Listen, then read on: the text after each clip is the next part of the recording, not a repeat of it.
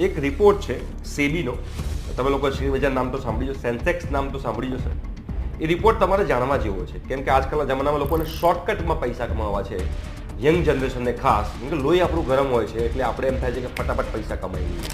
બહુ અઘરું છે. તમે એક આ રિપોર્ટ તમને સમજાવું છું, તમે સમજજો.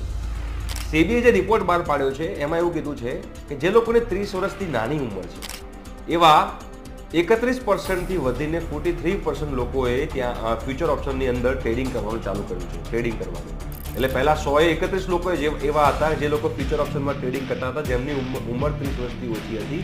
હવે 43 લોકો એવા છે જે લોકોની ઉંમર 30 વર્ષથી ઓછી છે અને ફ્યુચર ઓપ્શનમાં ટ્રેડિંગ કરે છે. અને જેટલાની ઉંમર 30 વર્ષથી ઓછી છે અને જે લોકો ફ્યુચર ઓપ્શનમાં ટ્રેડિંગ કરે છે ને એમાંથી 93% લોકોને લોસ થાય છે. માત્ર 7 લોકોને જ પ્રોફિટ થાય છે. વિચારી જુઓ એકવાર અને પછી ડિસિઝન લેજો કે પૈસા